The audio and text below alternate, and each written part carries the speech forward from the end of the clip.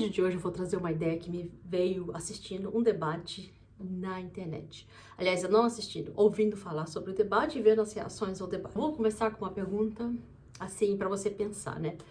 Não sei se você sabe, mas o Brasil é um dos países com a maior quantidade de cursos e escolas de inglês disponíveis para quem quer estudar, quem quer aprender inglês como idioma estrangeiro. Mas, ao mesmo tempo, por outro lado, é um dos países com uma das menores proficiências de inglês que se é medido todo ano. Só para você ter uma ideia, existe uma última pesquisa, foi feita, se não me engano, em 2023 ou 2024, que diz que apenas 5% da população brasileira consegue falar inglês e desses 5%, apenas 1% realmente dominam a língua de uma maneira bem tranquila, conseguem falar, se expressar de uma maneira bem fluente. E então, como é que a gente vê tantas escolas, tantos cursos disponíveis e por outro lado, tanta dificuldade de falar o idioma? Sejam bem-vindos ao meu canal, eu sou a Flora, eu ajudo pessoas que têm traumas a superarem e a conseguirem finalmente falar inglês sem medo, sem pressa, de uma maneira bem leve.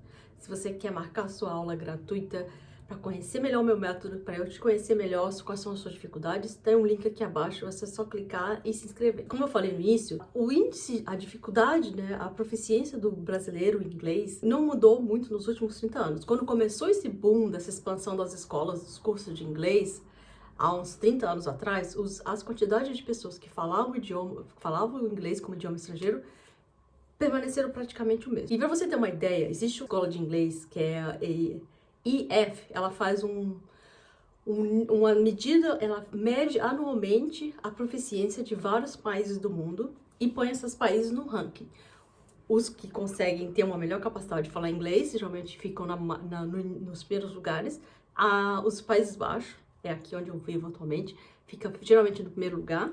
Realmente é um país onde você pode se virar muito bem com o inglês. Boa parte da população entende o inglês. Existem muitos cursos universitários. Você pode viver sua vida aqui sem precisar aprender o holandês. Mas é claro que aprender o idioma local ajuda você a se integrar aqui na sociedade, né? Fazer parte, se sentir parte da cultura quando você mora aqui. Então, se você olhar os níveis de comparativos do IF, que é o índice de proficiência, aqueles testes de proficiência desses países, você vai ver que o Brasil veio de uma trajetória um pouco estável para cada vez diminuindo. E o último índice, ele ficou bem pior do que os anos anteriores. Atualmente temos mais acesso a curso de inglês, temos mais internet, mais materiais, e mesmo assim a gente pode ver que o resultado assim não mudou tanto, né? Agora, por que será que isso acontece? Será que é por causa das dificuldades que os alunos em si têm, é a dificuldade do idioma, são as escolas, são os métodos, onde que será que está ali o problema? Eu já te falo que eu já viajei, conheci vários países graças ao inglês. Eu visitei mais ou menos uns 30 países, e eu nunca vi tanto lugar com tanta escola de inglês disponível, tanto curso de inglês anunciado, tantos professores como tem no Brasil. Não visitei o mundo todo, mas eu acho que talvez existam alguns países que também têm essa busca por aprender o inglês como essa língua que é muito utilizada, né? Que é a nossa língua universal atualmente. Mas eu nunca vi tanto quanto no Brasil, até hoje. E aí, eu outro dia estava assistindo esse debate que teve recentemente, alguns dias atrás, né? Um bilionário contra, se não me engano, 20 trabalhadores, ou 30 trabalhadores. Não lembro muito bem. Eu confesso que eu não assisti o debate, porque não é um assunto... O assunto que eles estão discutindo ali não é um assunto que eu domine, não é um assunto que seja do meu interesse de falar, mas eu vi algumas reações, assisti algumas reações, e o que mais achei interessante são os comentários que estão abaixo dos vídeos. Porque são comentários de ex-professores e ex-alunos, que eu achei que isso era ouro, né? Que traz muito essa questão de por que a dificuldade das pessoas aprenderem o inglês. Eu não estou aqui querendo criticar o bilionário do inglês, ele fez o trabalho dele, ele viu um nicho, ele ganhou dinheiro com isso, e nem para debater a questão ali que está no debate, porque, como eu falei, isso não é a minha área. O que eu quero trazer para você é uma reflexão sobre por que apesar de ele ter conseguido ganhar tanto dinheiro falando inglês, será que as pessoas que estudaram nas escolas dele mudaram de vida? Será se eles conseguiram alcançar uma grande mudança os objetivos, os desejos de melhorar de vida, de melhorar de emprego, como foi prometido quando eles entraram nesses cursos? Eu te digo uma coisa que eu percebo das pessoas que vêm para mim, dos comentários, das reclamações que eu vejo nos grupos, a dificuldade de se desenvolver o aprendizado e o ensino de idioma de uma maneira diferente. Porque geralmente os métodos tradicionais, eles já são os métodos assim pré-fabricados, né, engessados e baseado em muita memorização. Muitas vezes os professores que estão ali, né, que estão dando aquelas aulas, eles estão sobrecarregados, eles estão desmotivados, eles têm tantas horas para dar de aula e às vezes não é nem a paixão deles, não é o desejo, não é o propósito deles estarem ali dando aula, mas eles têm contas a pagar, têm dinheiro para trazer para casa e eles precisam dar aquelas aulas. Mas será se um professor realmente que está motivado, que gosta do que faz, que ama aquilo que faz, não seria melhor para dar e que ainda seja bem remunerado, não seria mais efetivo, mais eficiente para dar aula para essas pessoas? E outra coisa, uma aula em grupo, né? Quantas pessoas tem numa aula em grupo? É uma coisa muito interessante que eu já fiz aulas em grupos em outros idiomas, né? Que não foi inglês. E existe um clima, às vezes não dito, às vezes bem dito, de uma competição e de uma comparação. Tem aqueles alunos que acham que sabem de tudo e tem aqueles que acham-se os burros, os atrasados da turma. E uns estão, assim, indiretamente competindo com os outros ou consigo mesmo. E outra coisa também que a gente tem que pensar, né? Como aquelas academias Eu quero que você agora pense aqui. Sabe aquelas academias grandes que é baratíssimo de pagar uma mensalidade, que a mensalidade é barata, mas poucas pessoas aparecem para treinar? A ideia é a seguinte: se todas aquelas pessoas que pagam a anuidade, a mensalidade, aparecessem para treinar num dia só, não teria espaço para essas pessoas virem. Então, se você é aquela pessoa que paga e vai, você dê graças a Deus, porque tem gente que não paga. Porque se somente as pessoas que pagassem fossem, a academia custaria muito mais caro. Porque a ideia é que muita gente pague e poucas pessoas apareçam. E assim eles têm um lucro. Pense na mesma coisa que se aplica para a escola de inglês. Não estou dizendo que todos os professores, todas as escolas têm essa intenção. Muitas vezes tem muitos professores particulares ou algumas escolas que realmente têm essa paixão e esse desejo de ensinar as pessoas, de que as pessoas aprendam. Mas num modo mais, assim, geral, para as escolas maiores, para as grandes redes, se você aprender realmente, sair dali falando, será se seria interessante para eles? Será se eles deixariam de ganhar dinheiro assim que você conseguisse alcançar a sua fluência e fosse embora? Você pode perceber isso quando você vê o tamanho das turmas. Geralmente nas escolas de idiomas, as primeiras turmas, os primeiros níveis estão cheias de alunos e conforme você vai subindo nesse funil invertido, né, tem menos e menos pessoas e menos vagas para ocupar esses níveis mais avançados. Porque a maioria entra, tá aqui nesse início, fica naquele nível iniciante, mas eles não se desenvolvem para os níveis mais avançados. Ou até começa a passar para o próximo nível, percebe que não entende muita coisa e volta para o nível atrás. E uma boa parte acaba desistindo. E você talvez, que você está assistindo aqui, pode ser uma dessas pessoas que já tenham desistido.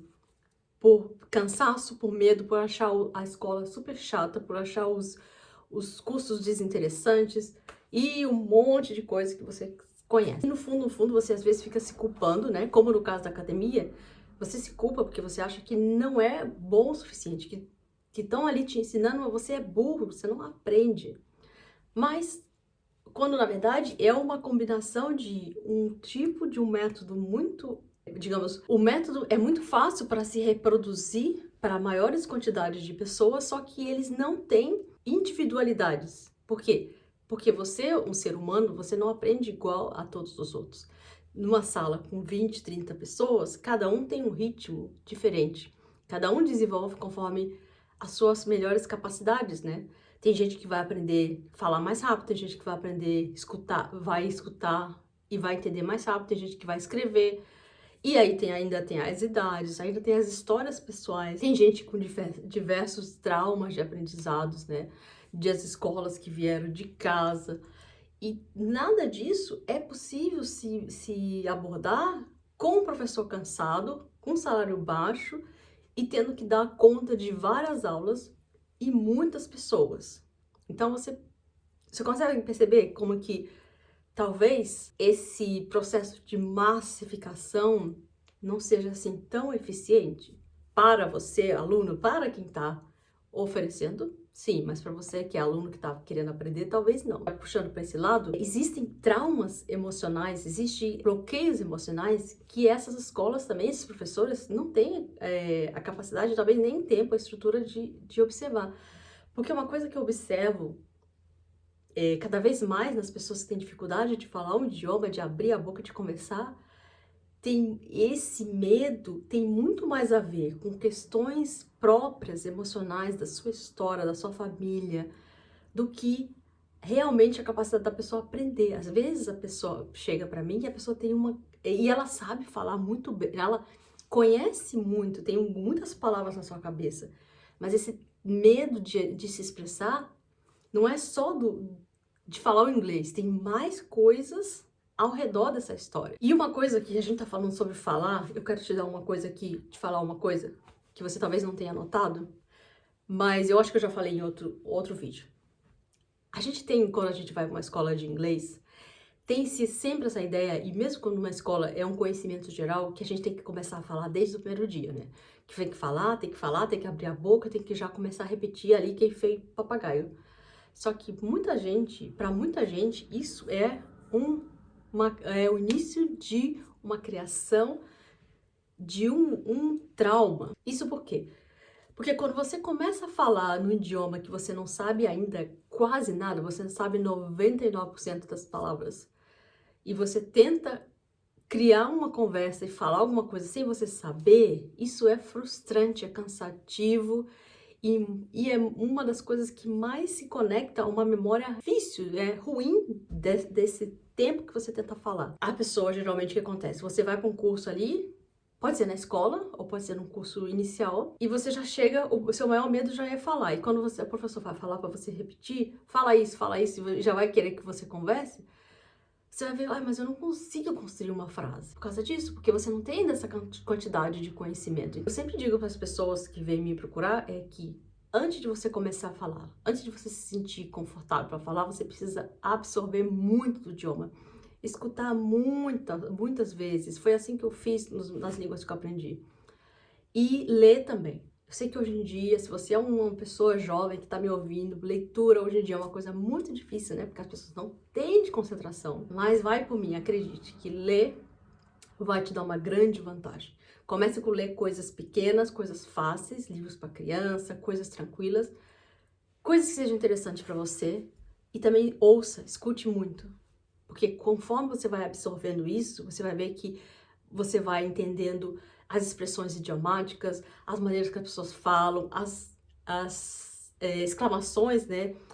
Se você está assistindo a linguagem corporal, e tudo isso ajuda a você entender não só a língua em si, mas a cultura da língua, né?